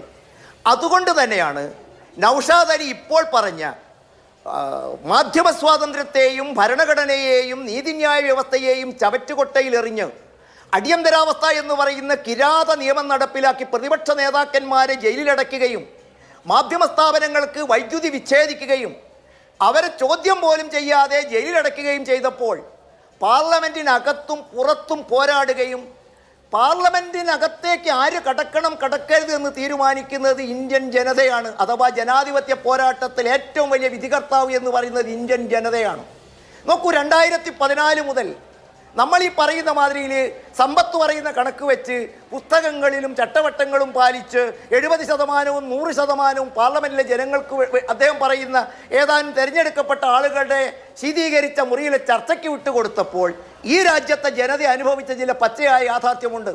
അവരുടെ ജീവിതം കൂടുതൽ കഷ്ടതരമാവുകയും പാർലമെന്റ് മെമ്പർമാർ കൂടുതൽ ധനാഢ്യന്മാരും കഴിച്ചു കൊടുക്കുകയും ചെയ്യുകയും അവസാനം അത്തരം ആളുകളെ ആരാണോ പാർലമെന്റിലേക്ക് ഭരണഘടനയും റൂൾസ് ഓഫ് പ്രൊസീജിയറും അനുസരിച്ച് എന്തുകൊണ്ട് മുന്നോട്ട് പോകാൻ കഴിയുന്നില്ല? നമ്മളൊരു പാർലമെന്ററി ഡെമോക്രസി ആണല്ലോ. പാർലമെന്ററി ഡെമോക്രസിയിൽ കുറെ നോംസ് ഉണ്ട്. ആ നോംസ് പാലിക്കപ്പെടുന്നില്ല. അത് പ്രഹസനമായി മാറുന്ന നിലയിലെത്തുന്നു. ഇതാണല്ലോ നമ്മുടെ പ്രശ്നം. അല്ല, നമ്മുടെ പ്രശ്നം ഇപ്പോൾ പാർലമെന്റിൽ നടന്ന കുംഭമേളയും അതുമായി ബന്ധപ്പെട്ട ചർച്ചയും ആരെയും പേരെടുത്തു പറയാതെ അഭിലാഷിന്റെ ഇൻട്രോയിൽ പോലും രാഹുൽ ഗാന്ധിയെ വെച്ച് പറഞ്ഞു. ഞാൻ മനസ്സിലാക്കിയിടത്തോളം ബിർള ഒരാളെയും പേരെടുത്തു പറഞ്ഞിട്ടില്ല. അദ്ദേഹം പാർലമെന്റിന്റെ സഭാനാഥന്റെ മുൻപാകെയുള്ള പ്രവർത്തനത്തിന്റെ 349 വകുപ്പ് പ്രകാരം പാർലമെന്റ് അംഗങ്ങൾ പാലിക്കപ്പെടേണ്ട മര്യാദകൾ പാലിക്കപ്പെടണം. അത് നമ്മളെക്കാൾ പ്രഗത്ഭരായ കുടുംബാംഗങ്ങൾ ഉണ്ടായപ്പോൾ ഉണ്ടായിരുന്നു. അതിൻ്റെ അന്തസ്സ് പരിരക്ഷിക്കണം, അന്തസ്സ് കാത്തു സൂക്ഷിക്കണമെന്ന് പറഞ്ഞപ്പോൾ ഇവിടെ നമ്മൾ അതിനെ ആഖ്യാനിക്കുകയാണ്. എന്താണ് അത്? കുംഭമേളയുമായി ബന്ധപ്പെട്ടതാണ്. ഞാൻ അവിടെയാണ് അഭിലാഷിനോട് മറ്റ മലയാളത്തിൽ ചോദിച്ചത്. ഭാരതത്തിൻ്റെ പ്രധാനമന്ത്രി പാർലമെന്റിനകത്തൊരു സ്റ്റേറ്റ്മെന്റ് നടത്തുമ്പോൾ അതിനോടുള്ള ചോദ്യം എടുക്കണമോ വേണ്ടയോ എന്ന് തീരുമാനിക്കുന്നതിന് ഭാരതത്തിലെ ആരോ പൊക്കിപ്പിടുത്ത പച്ചക്കടലാസിന്റെ പുറംചട്ടയുടെ പുസ്തകത്തിനകത്തും കുംഭമേളയെ കുറിച്ച് ഇപ്പോ നമ്മൾ നിയമസഭയും വിവിധ സഭകളും ഒക്കെ ടെലിവിഷനിൽ കാണുന്നതല്ലേ ഏറ്റവും കുറഞ്ഞത്. ഇപ്പോൾ പ്രതിപക്ഷ നേതാവിന് അക്കാര്യത്തിൽ അദ്ദേഹത്തിന്റെ അഭിപ്രായം പറയണം എന്നുണ്ടായിരുന്നു. ഒരു തവണയല്ല, ഈ കുംഭമേളയുമായി ബന്ധപ്പെട്ട വിഷയത്തിൽ മാത്രമല്ല, തുടർച്ചയായി 4 തവണയാണ് പ്രതിപക്ഷ നേതാവിന് മൈക്ക് നിഷേധിക്കുന്നത്. പ്രതിപക്ഷ നേതാവിന് സംസാരിക്കാനുള്ള അവകാശം നിഷേധിക്കുന്നത്. ഇന്ന് മാത്രമല്ല, താങ്കൾ ഇപ്പോ ഇന്നലെ സ്പീക്കർ റൂൾ 349 അനുസരിച്ചുള്ള കാര്യങ്ങൾ ചൂണ്ടിക്കാണിച്ചല്ലോ. അപ്പോൾ പ്രതിപക്ഷ നേതാവ് സംസാരിക്കാൻ എഴുന്നേറ്റു. അപ്പോൾ പാർലമെന്റ് ലോക്സഭ അഡ്ജേൺ ചെയ്യുകയാണ് ചെയ്തത്. എന്തുകൊണ്ടാണ് പ്രതിപക്ഷ വിഷയം കുംഭമേളയാണോ മറ്റെന്തെങ്കിലും മേളയാണോ എന്നുള്ളതല്ല, പ്രതിപക്ഷ നേതാവ് സംസാരിക്കാൻ എഴുന്നേറ്റാൽ അദ്ദേഹത്തിന് അവസരം കൊടുക്കുക എന്നൊരു കീഴ്വഴക്കമുണ്ട്. കഴിഞ്ഞ 7-8 ദിവസമായി പ്രതിപക്ഷ നേതാവിന് പാർലമെന്റിൽ സംസാരിക്കാനേ കഴിയുന്നില്ല എന്നുള്ള അവസ്ഥയൊക്കെ ഇതം പ്രഥമമാണ്. അല്ല അഭിലാഷേ, നിങ്ങൾ എന്തിനാ ഇത് കണ്ടമാനം നിങ്ങളെ അസ്വസ്ഥമാക്കുന്നത് എനിക്ക് മനസ്സിലാവുന്നില്ല. ഞാൻ താങ്കളോട് വളരെ കൃത്യമായിട്ട് മറ്റൊരു ചോദ്യം ചോദിച്ചു. കേരള നിയമസഭയ്ക്കകത്ത് ഭരണകക്ഷി MLA തന്നെ എഴുന്നേറ്റ് സമയം ലംഘിച്ചപ്പോൾ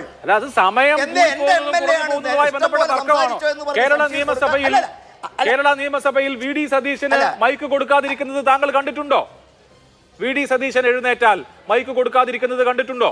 ഇപ്പോ ഇതിനു മുമ്പായിരുന്നെങ്കിൽ രമേശ് ചെന്നിത്തല, അതിനു മുമ്പായിരുന്നെങ്കിൽ VS അച്യുതാനന്ദൻ. അഭിലാഷ്, ആർട്ടിക്കിൾ 372 എന്താണ് എന്ന് ഈ ആർട്ടിക്കിള് അഭിലാഷേ, ആർട്ടിക്കിൾ 372 എന്താണ് എന്നൊന്ന് അഭിലാഷ് ഈ ചാനലിൽ ഒന്ന് വിശദമാക്കുമോ? ഇന്ത്യയുടെ പ്രധാനമന്ത്രിയുടെ സ്റ്റേറ്റ്മെന്റ് നടത്തുമ്പോൾ അതിന് വിയോജിപ്പ് രേഖപ്പെടുത്താൻ ആ കുംഭമേളയുമായി ബന്ധപ്പെട്ട് പ്രധാനമന്ത്രിയുടെ പ്രസംഗവുമായി ബന്ധപ്പെട്ട അഭിപ്രായ പ്രകടനം മാത്രമല്ലെന്ന് എല്ലാം ചോദിക്കല്ല, സൂര്യന്റെ കീഴിലുള്ള സകലതിനെയും ഇന്നലെ സ്പീക്കർ താങ്കൾ തന്നെ ഉദ്ധരിച്ച 349 റൂൾ പാലിക്കണം എന്ന് പറഞ്ഞ് സ്പീക്കർ പ്രതിപക്ഷത്തെ ഉപദേശിച്ചല്ലോ. അപ്പോൾ ലീഡർ ഓഫ് ഒപ്പോസിഷൻ എഴുന്നേറ്റു, അദ്ദേഹത്തിന് സംസാരിക്കാൻ അവസരം കൊടുത്തോ?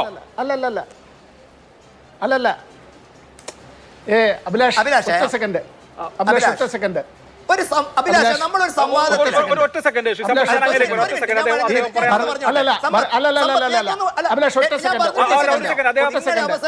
Article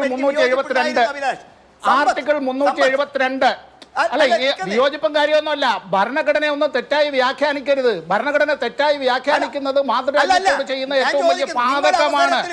article 372 1 notwithstanding the repeal by this constitution of the enactments referred to in article 395 but subject to the other provisions of the constitution, all the law in force of the territory of India immediately before the commencement of this constitution shall continue in force therein until altered or repealed or amended by a competent legislature or other competent authority. Article 372 for the purpose of bringing the provisions of any law in force in the territory of India into accord with the provisions of the constitution, the president may by order make such adaptations and modifications of such law, whether by law of repeal or amendment as may be necessary or expedient, etc. etc. ഇങ്ങനെ ഇത് പറഞ്ഞു പോവുകയാണ്. ഞാനിത് മുഴുവൻ വായിക്കല്ല. ഈ article 372 സംബന്ധിച്ച് ഇവിടെ ശ്രീ ജയചന്ദ്രൻ പറഞ്ഞു. ഈ ആർട്ടിക്കിൾ 372 ആയി ബന്ധപ്പെട്ട് എന്താണ് അദ്ദേഹം ഉദ്ദേശിച്ചത്? കവി എന്താ പറഞ്ഞതെന്നുള്ളത് എന്താ കവിയുടെ കവിത്വം എന്ന് പറഞ്ഞാൽ മതി. ആർട്ടിക്കിൾ 372 ആണ് നമ്മൾ കേട്ടതാണ്.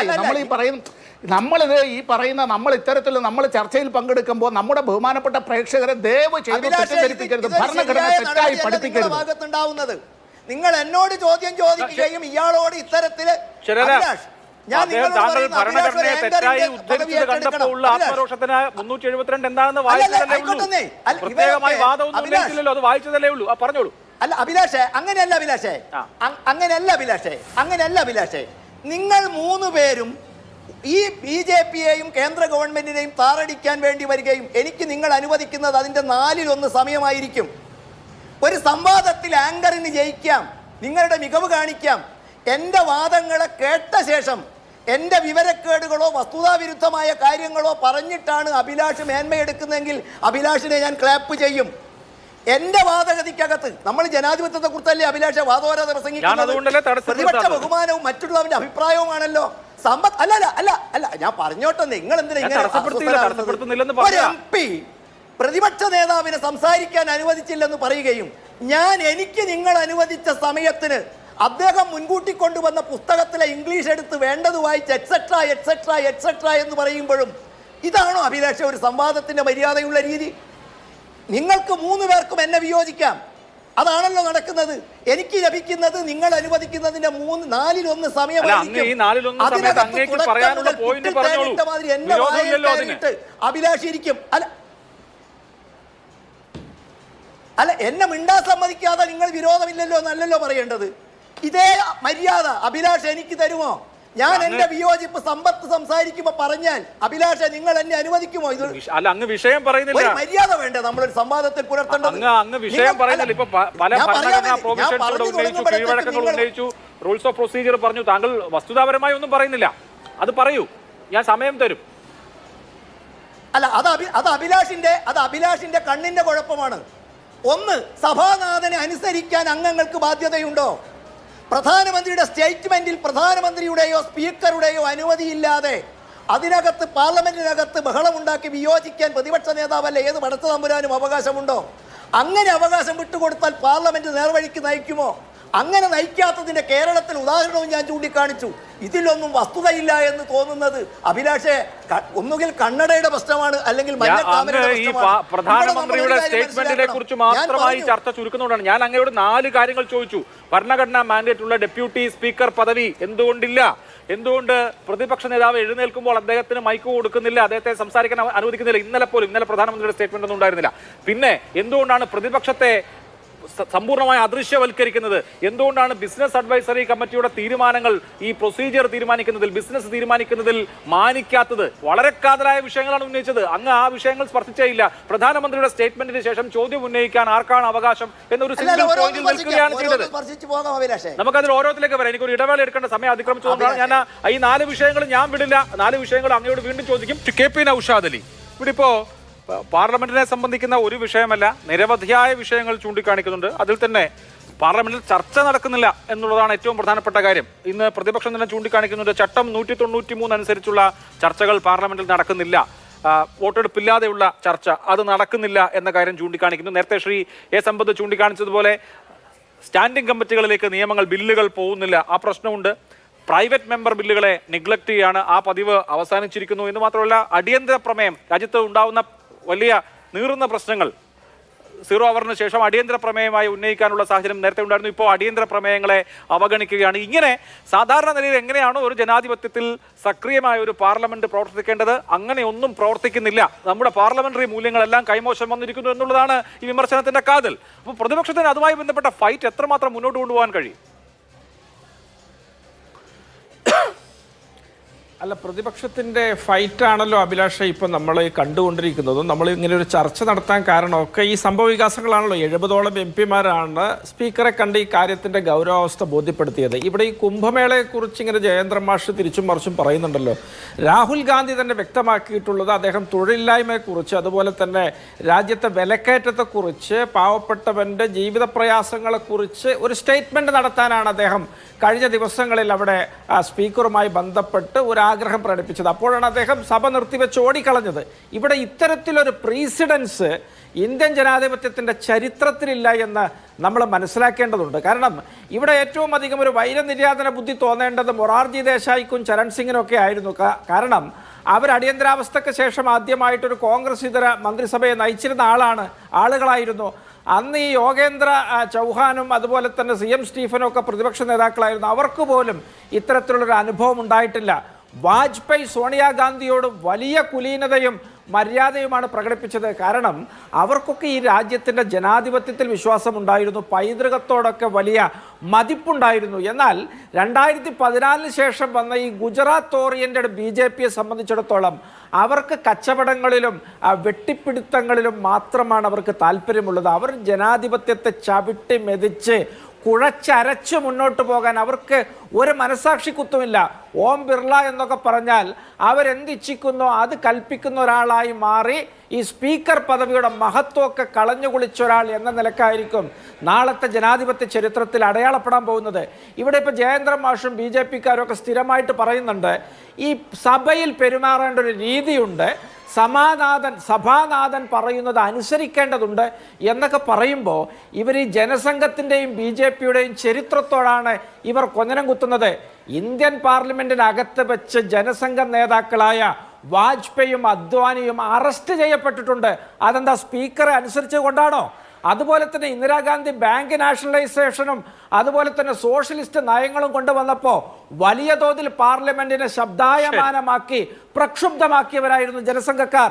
ശ്യാമപ്രസാദ് മുഖർജിയെ ഇന്ത്യൻ പാർലമെന്റിൽ നിന്ന് അറസ്റ്റ് ചെയ്ത് കൊണ്ടുപോകേണ്ട ഒരു സാഹചര്യം ഉണ്ടായിട്ടുണ്ട്. അദ്ദേഹം കാശ്മീരിന്റെ 370-ാം വകുപ്പിന്റെ വിഷയത്തിൽ ഉയർത്തിയ പ്രതിഷേധമായിരുന്നു അതിന് കാരണം.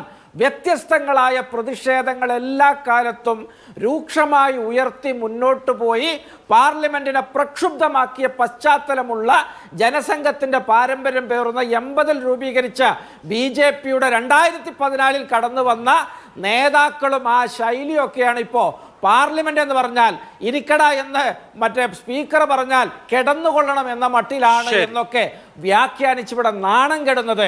വാജ്പേയിയുടെ ചരിത്രം, ശ്യാമപ്രസാദ് മുഖർജിയുടെ ചരിത്രം, ജനസംഘത്തിന്റെ ചരിത്രം, അദ്വാനിയുടെ, സുഷമ സ്വരാജിന്റെ ഒക്കെ ചരിത്രം ഇവരെ കൊഞ്ഞനം കുത്തുകയാണ്. ഇവർക്ക് ചരിത്രത്തെ പറ്റി എന്തെങ്കിലും ഒരു അവബോധം വേണ്ടേ? ഇങ്ങനെയൊക്കെ നഗ്നമായി വന്നിട്ട് ഈ ജനാധിപത്യ വിരുദ്ധതയൊക്കെ ന്യായീകരിച്ച് മലർന്നു കിടന്ന് തുപ്പരുത് എന്നാണ് എനിക്ക് BJP പ്രതിനിധികളോടും ഇത് കണ്ടിരിക്കുന്ന BJP അനുഭാവികളോടും പറയാനുള്ളത്. ശരി, ഓക്കെ. ശ്രീ എ സമ്പത്ത്, നോക്കൂ, ഈ 1-2 വിഷയങ്ങളോ എന്താ പറയാ അവഗണിക്കാവുന്ന തരത്തിലുള്ള വ്യതിചലനങ്ങളോ മാത്രമല്ല, എണ്ണി പ്രതിപക്ഷം ചൂണ്ടിക്കാണിക്കുന്ന കാര്യങ്ങളുണ്ട്. ഇപ്പോൾ സഭാ സമിതികൾ, ഹൗസ് കമ്മിറ്റികൾ, പ്രതിപക്ഷ കക്ഷികളോട് ഒരു ചർച്ചയും നടത്താതെയാണ് ഹൗസ് കമ്മിറ്റികൾ രൂപീകരിക്കുകയും അതിന്റെ ചെയർമാൻമാരെ തീരുമാനിക്കുകയും ചെയ്യുന്നത്. കൺസൾട്ടേറ്റീവ് കമ്മിറ്റികൾ കൂടുന്നേയില്ല. പ്രതിപക്ഷ അംഗങ്ങൾ മർമ്മപ്രധാനമായ വിഷയങ്ങൾ ഉന്നയിക്കുമ്പോൾ സൻസദ് TV ആംഗിൾ, ക്യാമറയുടെ ആംഗിൾ മാറ്റിക്കളയുകയാണ്. അതുപോലെ തന്നെ ഈ ഞാൻ നേരത്തെ സൂചിപ്പിച്ചതുപോലെ പാർലമെന്റിൽ നടക്കുന്ന ചർച്ച, അടിയന്തര പ്രമേയ ചർച്ചയുമില്ല, റൂൾ 119(3) അനുസരിച്ചുള്ള ചർച്ചയുമില്ല. അപ്പോൾ ചർച്ചകളില്ല, ബില്ലുകൾ ഗില്ലറ്റിൻ ചെയ്യപ്പെടുന്നു, ഈ സഭാ സമിതികൾക്ക് വിടുന്നില്ല. നിയമനിർമ്മാണം എന്നുള്ളത് ഒരു സാങ്കേതികത്വം മാത്രമായി നടന്നു പോകുന്നു. നിയമനിർമ്മാണവും ഇല്ല, ചർച്ചയും ഒന്നും ഇല്ല എന്നുള്ള അവസ്ഥയിലേക്ക് പാർലമെന്റ് ഒരു ആൾക്കൂട്ടമായി ചുരുങ്ങുകയാണോ?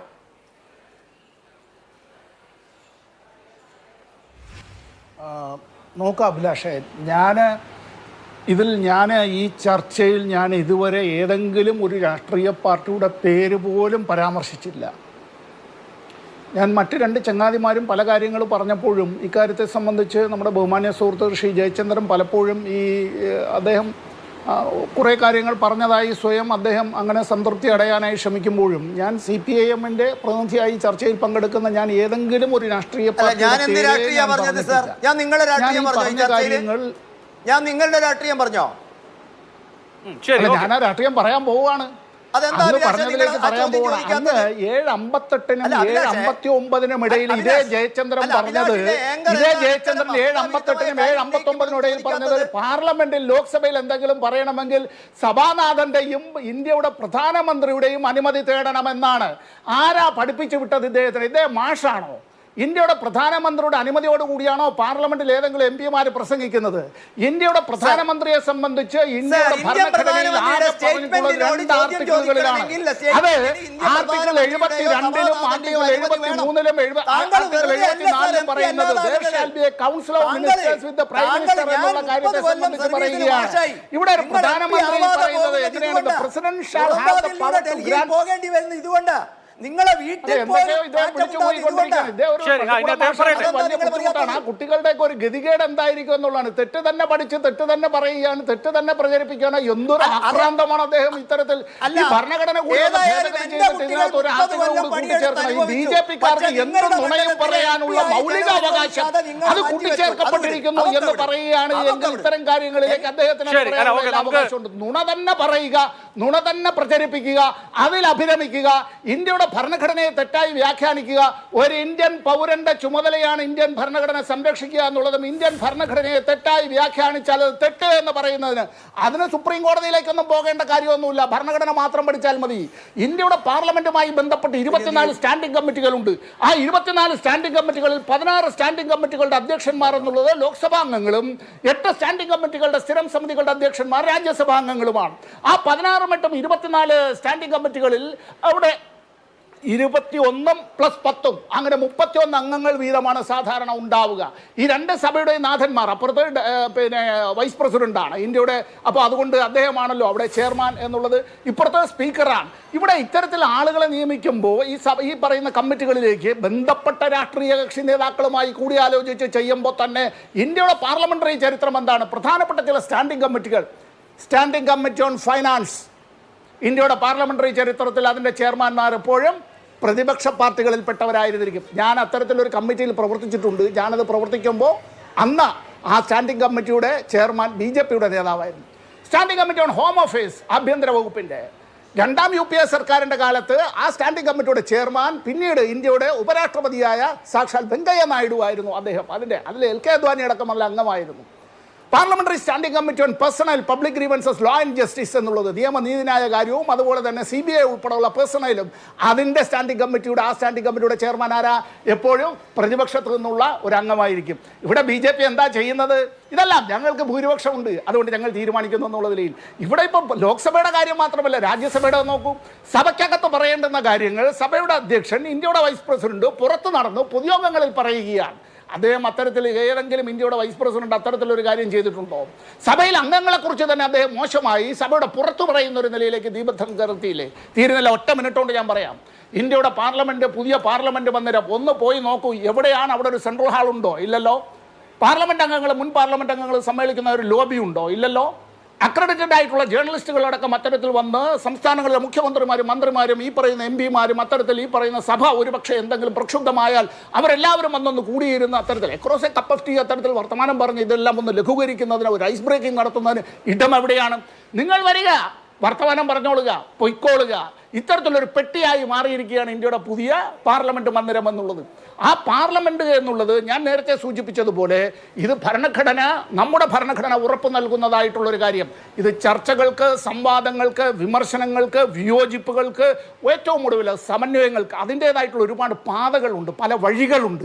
നമ്മൾ ഈ കരുതുന്നത് പോലെയൊന്നുമില്ല. എല്ലാ രാഷ്ട്രീയ അഭിപ്രായ വ്യത്യാസങ്ങൾക്കും അപ്പുറമായി സമന്വയത്തിൻ്റെ പാതയാണ് ഇന്ത്യയുടെ പാർലമെന്റ് വിഭാവന ചെയ്യുന്നത്. പാർലമെന്റിന്റെ ഹൃദയം എന്നത് പാർലമെന്റിന്റെ സെൻട്രൽ ഹാളാണ്. ആ പാർലമെന്റിന് ഒരു സെൻട്രൽ ഹാൾ പോലും ഇല്ലാതെ ഇത്തരത്തിൽ ഇപ്പോൾ ഞാൻ വേറെ നിർത്തുന്നതിന് മുമ്പ് ഒരു കാര്യം, ആരെയാണ് പ്രോട്ടം സ്പീക്കറാക്കിയത്? പ്രോട്ടം സ്പീക്കർ ആക്കുന്നതിനെ സംബന്ധിച്ച് റൂൾസിൽ എന്താ പറയുന്നത്? ഏറ്റവും ദീർഘനാൾ അത്തരത്തിൽ പാർലമെന്റ് അംഗമായിരുന്ന, ലോക്സഭാ അംഗമായിരുന്ന ഒരു കേരളീയൻ, എൻ്റെ കൂടി സുഹൃത്തു കൂടിയാണ്, കോൺഗ്രസിൻ്റെ നേതാവാണ് ശ്രീ കൊടിക്കുന്നിൽ സുരേഷ്. എന്തുകൊണ്ട് അദ്ദേഹം അതിൽ പ്രോട്ടം സ്പീക്കർ ആയില്ല? എന്തുകൊണ്ട് ആക്കിയില്ല? പകരം BJPയുടെ സഖ്യകക്ഷിയിൽപ്പെട്ട ഒരാളെ തന്നെ അത്തരത്തിൽ പ്രോട്ടം സ്പീക്കറാക്കുന്ന നിലയിലേക്ക് ഭർതൃഹരി മഹതാബിനെ അല്ലേ വന്നുവല്ലോ. പാർലമെന്റ് എന്ന് വെച്ചാൽ എന്താണ്? പ്രസിഡന്റും പാർലമെന്റ് അംഗങ്ങളും ചേർന്നതാണ്, രാഷ്ട്രപതിയും പാർലമെന്റ് അംഗങ്ങളും ചേർന്നതാണ് പാർലമെന്റ് എന്നുള്ളത്.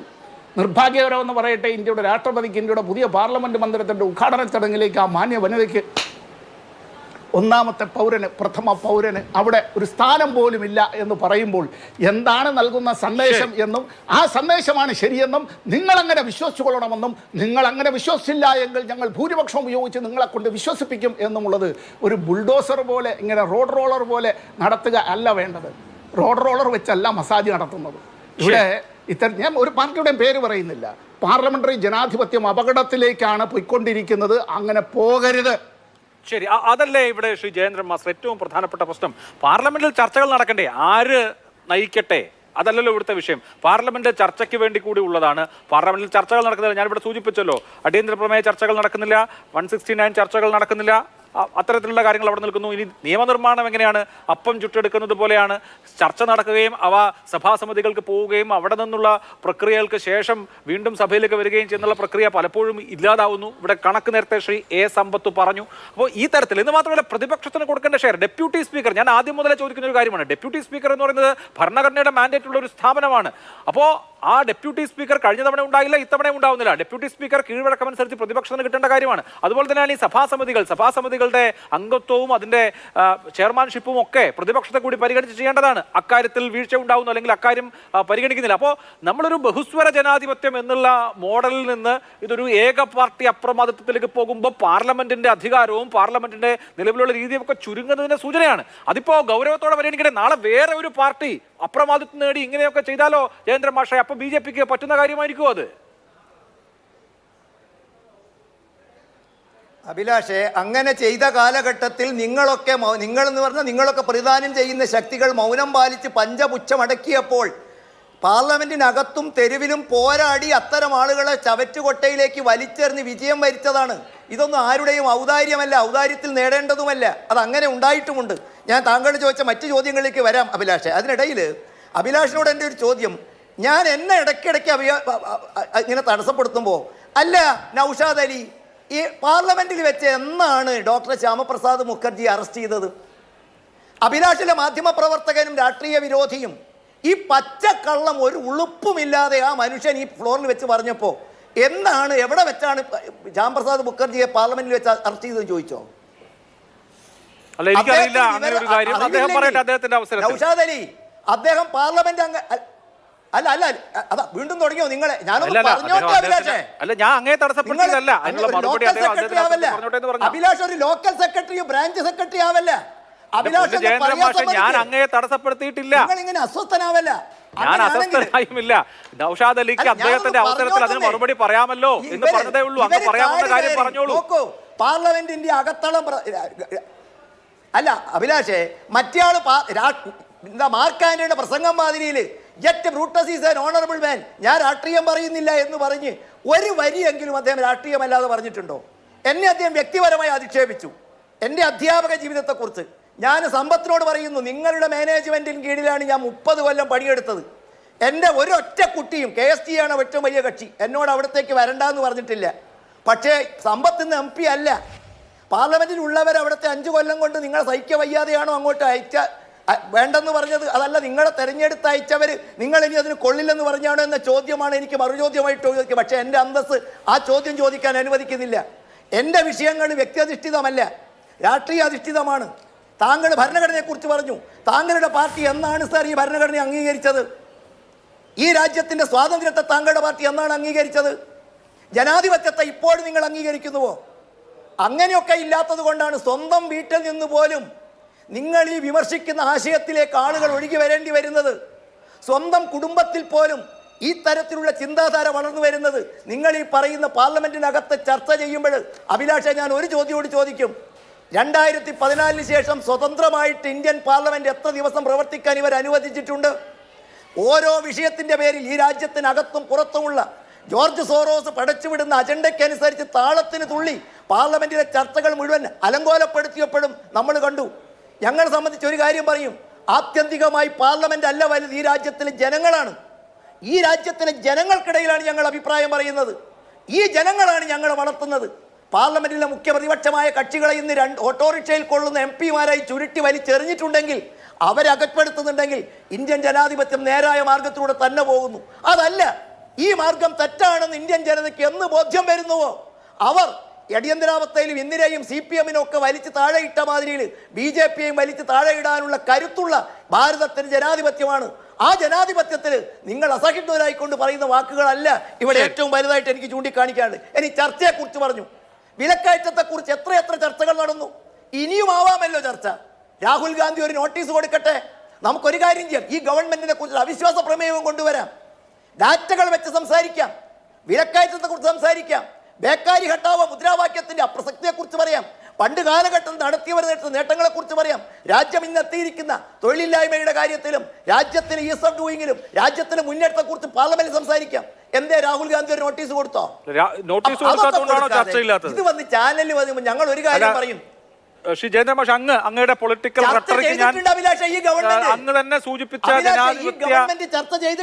ജനാധിപത്യ രീതിയുടെ ഭാഗമായിട്ട് ഞാൻ അനുവദിച്ചല്ലോ. അങ്ങ് ആവശ്യത്തിലും അതിൽ കൂടുതലും രാഷ്ട്രീയം പറഞ്ഞല്ലോ. പക്ഷെ ഞാൻ ആദ്യം മുതലേ ചോദിക്കുന്ന ചോദ്യങ്ങൾ അവിടെ ബാക്കി നിൽക്കുകയാണ്. അത് താങ്കൾ അഡ്രസ് ചെയ്തിട്ടില്ല. ഞാൻ ഒരു തവണ കൂടി ചോദിക്കാം, താങ്കൾക്ക് തന്നെ മറുപടി പറയാം. ഒന്ന്, എന്തുകൊണ്ടാണ് ഭരണഘടന അനുസരിച്ച് ഭരണഘടനയുടെ ആർട്ടിക്കിൾ 93 വിഭാവനം ചെയ്യുന്ന ഡെപ്യൂട്ടി സ്പീക്കർ കഴിഞ്ഞ സഭയിലും ഈ സഭയിലും ഇല്ലാത്തത്? അതാണ് ഞാൻ ആദ്യം മുതൽ ചോദിച്ചുകൊണ്ടിരിക്കുന്ന ഒന്നാമത്തെ ചോദ്യം. രണ്ടാമത്തേത്, എന്തുകൊണ്ടാണ് പ്രതിപക്ഷ നേതാവിന് അദ്ദേഹത്തിന്റെ ഡ്യൂ ഷെയർ, അദ്ദേഹത്തിന് എന്താണോ റൂൾസ് ഓഫ് പ്രൊസീഡിംഗ്സ് അനുസരിച്ച് അദ്ദേഹത്തിന് കിട്ടേണ്ടത് അത് കിട്ടാത്തത്? അദ്ദേഹത്തിന് എന്തുകൊണ്ടാണ് അദ്ദേഹത്തിന്റെ അവകാശങ്ങൾ കിട്ടാത്തത്? അത് കുംഭമേളയുടെ കാര്യം പറയേണ്ട, അത് വിട്ടു, അതല്ലാത്ത കാര്യമാണ് ചോദിക്കുന്നത്. എന്തുകൊണ്ടാണ് ബിസിനസ് അഡ്വൈസറി കമ്മിറ്റിയുടെ തീരുമാനങ്ങൾ സഭാ ബിസിനസിന്റെ കാര്യത്തിൽ പാലിക്കപ്പെടാത്തത്? എന്തുകൊണ്ടാണ് ഈ കമ്മിറ്റികളുടെ സഭാ സമിതികളുടെ കോമ്പോസിഷനിൽ പ്രതിപക്ഷത്തെ കേൾക്കാത്തത്? ഇവിടെ നേരത്തെ സൂചിപ്പിച്ച കീഴ്വഴക്കമുണ്ടല്ലോ, പ്രതിപക്ഷത്തെ പ്രധാനപ്പെട്ട നേതാക്കളെ തന്നെ ഈ സഭാ സമിതികളുടെ തലപ്പത്തിരുത്തിയ സമീപകാല ചരിത്രം, മൻമോഹൻ സിംഗിന്റെ 2ാം UPA സർക്കാരിന്റെ ചരിത്രം, അതൊന്നും ഇവിടെ ആവർത്തിക്കപ്പെടാത്തത്? എന്തുകൊണ്ടാണ് ഈ കൺസൾട്ടേറ്റീവ് കമ്മിറ്റികൾ പ്രവർത്തിക്കാത്തത്? മൗലികമായ അടിസ്ഥാനപരമായ 4-5 വിഷയങ്ങൾ ഞാൻ അങ്ങയോട് നേരത്തെ ചോദിച്ചതാണ്, പലവട്ടം ചോദിച്ചതാണ്, അതൊരിക്കൽ കൂടി ചോദിക്കുന്നു. ഈ ചോദ്യങ്ങൾക്ക് ഏതെങ്കിലും ചോദ്യങ്ങൾക്ക് അങ്ങേക്ക് ഉത്തരമുണ്ടോ? അല്ല അഭിലാഷേ, ഈ രാജ്യത്തെ ഭരണഘടനാപരമായ ബാധ്യത നിറവേറ്റ ഒരു സർക്കാരാണെങ്കിൽ ഈ രാജ്യത്ത് ഭരണഘടനയുടെ കാര്യം പരിശോധിക്കുന്ന കോടതികളില്ലേ? ചർച്ച താങ്കൾ ചെയ്തില്ലെന്ന് പറയുമ്പോൾ ഏറ്റവും അവസാനം കൊടുത്ത ബില്ലുകൾ പാർലമെന്റിൽ ചർച്ച നടത്തണമെന്ന് പറഞ്ഞ് കോടതിയിൽ പോകാൻ പറ്റുമോ? JPC-യുടെയും കമ്മിറ്റിയുടെ അഭിപ്രായത്തിൽ വിടുകയും ചെയ്തില്ല. അങ്ങനെ സ്പീക്കർ എടുക്കേണ്ട അത്തരം ഒരു കാര്യങ്ങൾക്കും കോടതിക്ക് ജൂറിസ്ഡിക്ഷൻ ഇല്ല. അല്ല, അത് അങ്ങ് വളരെ വളരെ ബ്ലേറ്റന്റ് ആയിട്ടൊരു കള്ളം പറയാണ്. സഭയുടെ പ്രൊസീഡിംഗ്സുമായി ബന്ധപ്പെട്ട ഒരു കാര്യത്തിലും രാജ്യത്തെ ഒരു കോടതിക്കും ജൂറിസ്ഡിക്ഷൻ ഇല്ല. കോടതിക്ക് ഒന്നും ചെയ്യാൻ പറ്റില്ല അതില്. അല്ല, ഞാൻ ചോദിക്കട്ടെ, ഈ അടുത്ത കാലഘട്ടത്തിൽ കൊണ്ടുവച്ച എല്ലാ ബില്ലുകളും പ്രതിപക്ഷം പറഞ്ഞ കമ്മിറ്റികൾക്ക് വിട്ടോ? അവർക്ക് ചർച്ചയ്ക്ക് കൊടുത്തോ? അവരുടെ അഭിപ്രായങ്ങൾ വള്ളി പുള്ളി വിടാതെ കേട്ടോ? അതടക്കം പാർലമെന്റിൽ വെച്ചോ? ആ അഭിപ്രായങ്ങൾക്ക് അവർ കേൾക്കുമോ? അതല്ല, നേരം വെളുക്കുന്നത് വരെ അഭിലാഷേ ഇതിൻ്റെയൊക്കെ സൂക്കേട് വേറെയാ. സത്യത്തിൽ ജനങ്ങളിൽ നിന്ന് ഒറ്റപ്പെടുമ്പോൾ നോക്കൂ, ഒരിക്കൽ നമ്മളിവിടെ പറഞ്ഞു പാർലമെന്റിലെ നമ്മുടെ EVM-ന്റെ കുഴപ്പം, തോറ്റപ്പോൾ EVM-ന്റെ കുഴപ്പം, ജയിച്ചപ്പോൾ EVM കുറ്റമറ്റത്. ജനങ്ങൾ വലിച്ചെറിയുമ്പോൾ അഭിലാഷേ നമുക്കൊക്കെ വിഷമം തോന്നും. അതൊന്നുമല്ല വിഷയം. ഞാൻ സ്പെസിഫിക് ആയി ചോദിച്ചു, സ്പെസിഫിക്കായി ഞാൻ വിഷയങ്ങൾ ചോദിച്ചു. ഇനി അതൊന്നുകൂടി ചോദിക്കില്ല. 6 ചോദ്യങ്ങൾ, വളരെ മൗലികമായ ചോദ്യങ്ങൾ മുമ്പോട്ട് വെച്ചിട്ടുണ്ട്. അക്കാര്യത്തിൽ ഇവിടെ ശ്രീ നൗഷാദിൽ വളരെ ചുരുങ്ങിയ ചോദിച്ച ചോദ്യത്തിനല്ലേ ഞാൻ ഉത്തരം പറഞ്ഞത്. അല്ല ഇനിയിപ്പോൾ ആ ചോദ്യം ആവർത്തിക്കുന്നില്ല, എല്ലാവരും കേട്ടിട്ടുണ്ടല്ലോ, ഇത് കേൾക്കുന്ന പ്രേക്ഷകൻ കേട്ടിട്ടുണ്ടല്ലോ. ഇവിടെ ഇപ്പോൾ ശ്രീ നൗഷാദ് അലി ചുരുക്കത്തിൽ ഇപ്പോൾ താങ്കൾ ശ്യാമപ്രസാദ് മുഖർജിയെ കുറിച്ച് പറഞ്ഞത് തെറ്റാണ് എന്ന് അദ്ദേഹം പറഞ്ഞു. നമ്മുടെ വിഷയം ശ്യാമപ്രസാദ് മുഖർജിയോ ചരിത്രത്തിൽ എന്ത് സംഭവിച്ചു എന്നുള്ളതൊന്നുമല്ല, ഇപ്പോൾ എന്ത് സംഭവിക്കുന്നു എന്നുള്ളതാണ്. ഇപ്പോൾ പ്രതിപക്ഷത്തിന് ഇത്രയും നമ്പർ ഉണ്ടായിട്ട് ഇന്ത്യ മുന്നണി ഘടകകക്ഷികൾക്ക്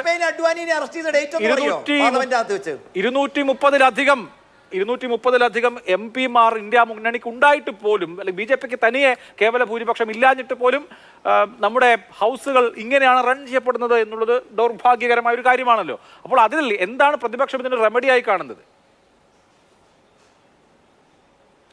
അല്ല അഭിലാഷേ, കഴിഞ്ഞ കാലങ്ങളിൽ നിങ്ങൾ 2014, 19, 24 കാലങ്ങളിലൊക്കെ ഇത്തരം കാര്യങ്ങൾക്കൊരു എതിർവാക്ക് പോലും ഇല്ലായിരുന്നു. ഏതായാലും ഇന്ത്യക്കൊരു പ്രതിപക്ഷ നേതാവുണ്ട്, അദ്ദേഹം പരസ്യമായിട്ട് ആ വിഷയം ഉന്നയിച്ചിട്ടുണ്ട്. 70ഓളം MP-മാർ ആ പ്രതിഷേധവുമായിട്ട് പാർലമെന്റിലെ സ്പീക്കറെ കണ്ടിട്ടുണ്ട്. ഇതൊക്കെയാണ് ഒരു മാറ്റവും നിങ്ങൾ പറഞ്ഞ 230 അംഗസംഖ്യയിലേക്ക് ഇന്ത്യ മുന്നണി ഉയർന്നതിൻ്റെ പ്രതിപക്ഷ നിര വലുതായതിൻ്റെയൊക്കെ പ്രതിഫലനങ്ങൾ. ഏതായാലും ഞങ്ങൾ കരുതുന്നില്ല ഈ ചന്ദ്രബാബു നായിഡു, നിതീഷ് കുമാറും ഒക്കെ ഇത്തരത്തിലൊരു ജനാധിപത്യ വിരുദ്ധതയുടെ ആ പ്രതീകങ്ങളോ വക്താക്കളോ ആണ് എന്ന്. അവർക്കൊക്കെ ഇത്തരം കാര്യങ്ങളിൽ ഒരു ബോധോദയം വൈകാതെ ഉണ്ടാകും. നമ്മളേതായാലും ഈ ഈ കാലഗണന തുടങ്ങിയിട്ട് ഒരു കൊല്ലം പിന്നിട്ടിട്ട് മാത്രമല്ലേ ഉള്ളൂ. ഏതായാലും മുന്നോട്ട് പോകുമ്പോൾ ശക്തമായ പ്രതിരോധങ്ങളും പ്രതിഷേധങ്ങളൊക്കെ ഈ വിഷയവുമായി ബന്ധപ്പെട്ടുണ്ടാവും. പിന്നെ ജയചന്ദ്രൻ മാഷ്, ഞാൻ അദ്ദേഹത്തോട് സഹതപിക്കുകയാണ്. കാരണം അദ്ദേഹം ഈ 2014 ശേഷമുള്ള BJP പൊളിറ്റിക്സിൻ്റെ ആളൊന്നുമല്ല.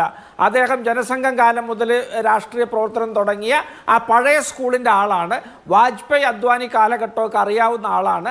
അവരൊക്കെ അത്തരത്തിലൊക്കെയുള്ളൊരു ജനാധിപത്യത്തിൽ വിശ്വസിക്കുന്ന ആളാണ്. ഏതായാലും ഒരു പാർട്ടി പ്രതിനിധിയായിട്ട് ഇവിടെ വന്നിരിക്കുമ്പോ അദ്ദേഹത്തിന് ഇങ്ങനെയൊക്കെ പറയേണ്ടി വരും. ഞാൻ പറഞ്ഞുതരാം, അതിലേക്കാണ് ഞാൻ വരുന്നത്.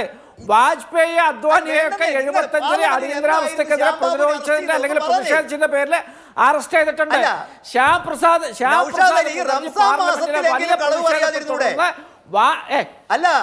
ഞാൻ പറയല്ല മാഷെ, നിങ്ങൾ കേൾക്കൂ. ഞാൻ പറയാണ്, ശ്യാമപ്രസാദ് മുഖർജിയുടെ കാര്യമാണ് ഈ പറയുന്നത്. അദ്ദേഹത്തെ ഇന്ത്യൻ പാർലമെന്റിൽ നിന്ന് ബലം പ്രയോഗിച്ച് പുറത്താക്കുകയും അറസ്റ്റ് നെഹ്റു തടയുകയും അതിനെ തുടർന്ന് കശ്മീരിലേക്ക് പാർലമെന്റിൽ നിന്ന് യാത്രയായി അദ്ദേഹം പ്രതീകാത്മകമായി അറസ്റ്റ് വരിക്കുകയൊക്കെ ചെയ്തിട്ട് അദ്ദേഹം തന്നെ അത് അവകാശപ്പെട്ടു. ഞാൻ ആവർത്തിക്കുക. പിന്നെ നിങ്ങളൊരു കാര്യം പറയും, നിങ്ങൾ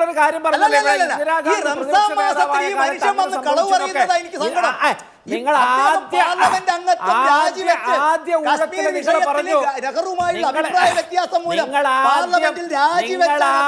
ഊഴത്തിൽ തന്നെ നിങ്ങൾ ഇന്ദിരാഗാന്ധി പ്രതിപക്ഷ നേതാവായപ്പോൾ എന്ന് പറഞ്ഞു. ഇന്ദിരാഗാന്ധി ഇന്ത്യയുടെ ചരിത്രത്തിലെ പ്രതിപക്ഷ നേതാവായിട്ടില്ല മാഷേ. ഇന്ദിരാഗാന്ധി പ്രതിപക്ഷ നേതാവായിട്ടില്ല. രാജീവ് ഗാന്ധിയും വാജ്പേയിയും മാത്രമാണ് പ്രധാനമന്ത്രിയായിരുന്നിട്ട് പിന്നീട് പ്രതിപക്ഷ നേതാവായ ആളുകള്. നിങ്ങൾ പറഞ്ഞ വസ്തുതാപരമായ പിഴവാണ് ഞാൻ പറയുന്നത്. നിങ്ങളാ പറഞ്ഞത് ഇന്ദിരാഗാന്ധി പ്രതിപക്ഷ നേതാവായിരുന്നു. അതൊന്നും സ്പർശിക്കാൻ പോയിട്ടില്ല. ശ്യാമപ്രസാദ് അല്ല, ഇത് റംസാൻ അതല്ലല്ലോ നമ്മുടെ ഇന്നത്തെ വിഷയം. രണ്ടുപേരും രണ്ട് ഭാഗവും പറഞ്ഞതുകൊണ്ട് ഇടവേളയ്ക്ക് ശേഷം മടങ്ങിയെത്താം. ഇടവേള ചർച്ച അവസാന ഘട്ടത്തിലാണ്. ശ്രീ എ സമ്പത്ത്, NDAക്ക് പാർലമെന്റിൽ ഭൂരിപക്ഷമുണ്ട്. ഇരു സഭകളിലും അവർക്ക് സ്വാഭാവികമായും നിയമനിർമ്മാണവും അതുപോലെ തന്നെ കമ്മിറ്റികളുടെ രൂപീകരണവും ഒക്കെ അനായാസം സാധിക്കുകയും ചെയ്യും. അപ്പോൾ ഇപ്പോൾ ഈ ഡെപ്യൂട്ടി സ്പീക്കറുടെ നിയമനം, അതുപോലെ തന്നെ ഈ വിവിധ സഭാ പാനലുകളിലേക്കുള്ള അംഗങ്ങളുടെയും അതിൻ്റെ അധ്യക്ഷന്മാരുടെ നിയമനം തുടങ്ങിയ കാര്യങ്ങളിലൊക്കെ കീഴ്വഴക്കങ്ങളുടെ ലംഘനം ഉണ്ടായിട്ടുണ്ട്. അതിനെന്ത് പരിഹാരമാണുള്ളത്?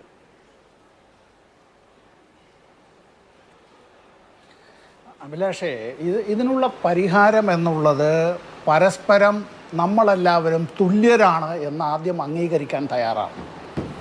ഇന്ത്യയുടെ ഭരണഘടന അനുസരിച്ച് പാർലമെൻറ്റ് അംഗങ്ങളായി തിരഞ്ഞെടുക്കപ്പെട്ടവർ അതിൽ ഭൂരിപക്ഷം ഏത് മുന്നണിക്ക് ഉണ്ടാവുകയും ഇതെല്ലാം എപ്പോൾ വേണമെങ്കിലും അങ്ങോട്ടും ഇങ്ങോട്ടും എല്ലാം തകിടം മറിയുക. ഇന്നത്തെ ഗവൺമെൻറ്റിൻ്റെ ഒരു അവസ്ഥ എന്നുള്ളത് നന്നായി ഇപ്പോൾ നമുക്കെല്ലാവർക്കും അറിയാവുന്ന ഒരു കാര്യമാണ്.